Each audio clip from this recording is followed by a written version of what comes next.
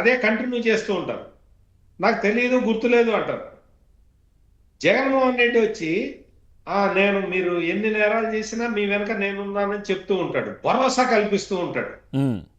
ఈ రాజకీయాన్ని చూసి ఈ గత 6-7 నెలలుగా ఇటువంటి రాజకీయాన్ని చూసిన తర్వాత జగన్మోహన్ రెడ్డి పార్టీని చాలా మంది, అంటే ఆ పార్టీకి సంబంధించిన వాళ్ళే ఆ పార్టీ నుంచి దూరం అయిపోతూ ఉన్నారు. అవును. ఇక్కడ పోసాని కృష్ణమురళి కేసు అనేది చాలా ఇంపార్టెంట్ కేసు సార్. ఆ కేసులో అతను ఏం చెప్పాడంటే, నాకు తెలియదండి, నేను సాక్షి వాళ్ళు పంపిస్తే నేను చదివాను అని చెప్పాడు. ఇక్కడ జరుగుతున్న నేరాలకి సాక్షికి చాలా సంబంధాలు ఉన్నాయండి. అంటే సాక్షి పేపర్ కి సంబంధించిన వ్యక్తులు ప్రతి నేరంలో ఇన్వాల్వ్ అవుతున్నారు. ఇది మనకి వివేకానంద రెడ్డి మర్డర్ కేసు నుంచి కూడా మనం ఇది ఒక దీనిగా మనం చూడొచ్చు. అవును. వివేకానంద రెడ్డి మర్డర్ కేసులో చాలా తప్పుడు కథనాలు రాయటంలో సాక్షి చాలా విపరీతమైన ఆత్రుతని ప్రదర్శించింది. అప్పట్లో ప్రభుత్వ సలహాదారుడుగా ఉన్న సజ్జల రామకృష్ణారెడ్డి కూడా చాలా రకరకాల కథనాలు ఆయన చెప్పేవాడు. ఏది వివేకానంద రెడ్డికి వేరే అక్రమ సంబంధాలు ఉన్నాయి, వేరే సంబంధం ఉన్నది, ఆ సంబంధానికి సంబంధించి ఒక కుమారుడు ఉన్నాడు, ఆ కుమారుడికి ఆస్తి పోతుందని చెప్పి నర్రెడ్డి రాజశేఖర రెడ్డి సునీతలు కలిసి చంపారని చెప్పి ఒక కొత్త నేరేటివ్ ని జగన్మోహన్ రెడ్డి అధికారంలో ఉన్నప్పుడు బయటికి తీసుకొస్తే వాటిని చాలా సీరియల్స్ లాగా సాక్షి పేపర్ ప్రమోట్ చేసింది. సార్, ఈ ఆస్తుల గురించి రాయడం సరే రాశారు, ఆ తర్వాత రాజకీయంగా కూడా ఏది ఆధిపత్యం కోసం ఆ 7 ఏళ్ల అబ్బాయి రాజకీయంగా ఆధిపత్యం కోసం. ఎగ్జాక్ట్లీ. ప్లస్ ఇంకోటి అంటే నేను చెప్తున్నది ఏంటి అంటే, ఈ పాయింట్లన్నీ కూడా ఈ క్రైమ్స్ అన్నిటిలో కూడా సాక్షి కేంద్ర బిందువుగా ఉన్నదని నా పాయింట్. అవును అవును. విజయసాయి రెడ్డి వివేకానంద రెడ్డి మర్డర్ జరిగినప్పుడు విజయసాయి రెడ్డి అవినాష్ రెడ్డికి ఫోన్ చేస్తే అవినాష్ రెడ్డి పక్కనున్న సాక్షి రిపోర్టర్కి ఇచ్చాడు అని క్లియర్ కట్ గా విజయసాయి రెడ్డి చెప్పాడు. అంటే సాక్షి రిపోర్టర్ గైడ్ చేశాడు అనేది, అంటే సాక్షి అనేది మనం అండర్లైన్ చేసుకోవాలి. అదే అదే సార్. ఇట్లా ప్రతి నేరంలో ఈ సాక్షికి సంబంధించి ఇప్పుడు బోరగడ్డ అనిల్ని అరెస్ట్ చేసిన తర్వాత బోరగడ్డ అనిల్తో మాకేమి సంబంధం అని చెప్పి నోటి మాటగా వాళ్ళు చెప్తారు, బట్ సాక్షి పేపర్లో మాత్రం వాళ్ళు బోరగడ్డ అనిల్కి అనుకూలంగా వార్తలు రాసుకుంటారు. అవును. పివి సునీల్ కుమార్ కు సంబంధించి అంటే రఘురామకృష్ణరాజుకు లాకప్ హింసకి సంబంధించిన కేసుకి అందులో కూడా పివి సునీల్ కుమార్ ని కాపాడే విధంగా సాక్షి కథనాలు రాసింది.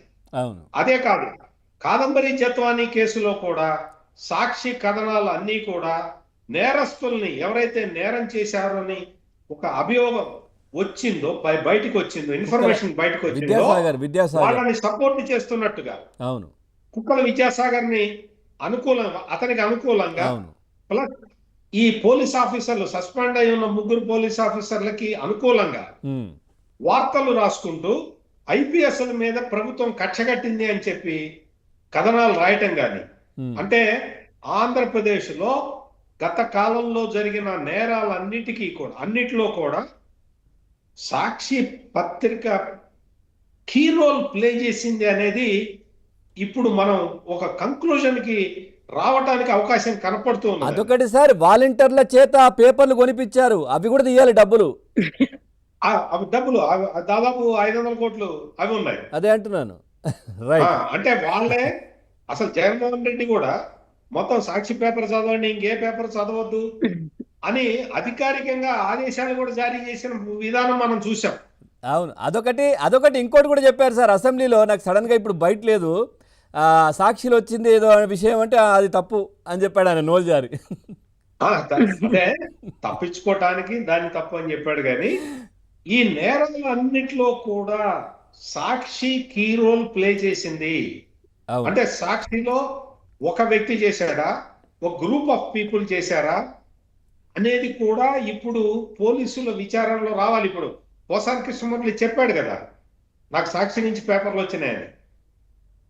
సో విజయసాయి రెడ్డి చెప్పాడు సాక్షి వాళ్ళు ఇట్లా చెప్పమన్నారని.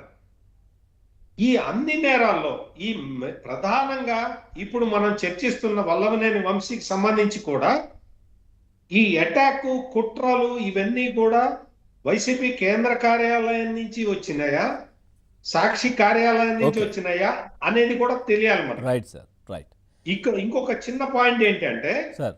సాక్షి మీడియాకి సంబంధించిన జర్నలిస్టులు ఉమ్, ఒక ప్రముఖ జర్నలిస్టు, ఇప్పటికీ ఇంకా ప్రధానమైన పొజిషన్ లో ఉన్న ఒక జర్నలిస్టు ఉమ్, మీకు మంగళగిరి తెలుగుదేశం పార్టీ కార్యాలయం మీద దాడి జరిగిన సందర్భంలో ఒక కారులో కూర్చొని ఉమ్, తెలుగుదేశం పార్టీ కార్యాలయానికి అతి దగ్గరలో ఒక కారులో కూర్చొని మొత్తం మానిటర్ చేశారు అనేది కూడా అదొక పెద్ద ఇన్ఫర్మేషన్ ఉందండి. ఉమ్, ఉమ్, అంటే సాక్షి కేంద్రంగా ఈ నేరాలు అన్ని జరిగినాయా, కాన్స్పిరసీ జరిగిందా, నేరస్తుల్ని కాపాడటానికి ప్రయత్నం జరిగిందా, నిందితులకి అనుకూలంగా వార్తలు రాసే కుట్రలు జరిగినాయా, ఇవన్నీ కూడా విచారించాల్సిన అవసరం అయితే చాలా స్పష్టంగా కనపడుతున్నది పవన్ గారు. అవును సార్, రైట్. గాయత్రి గారు నమస్తే. నమస్తే పవన్ గారు, మీకు Right. ప్యానెల్లో ఉన్న అదర్ స్పీకర్స్ అందరికీ very good evening. Right madam, ఏం చెప్తారంటే వంశీని అయితే ప్రస్తుతం ఈ సిఐడి కస్టడీకి తీసుకుంది.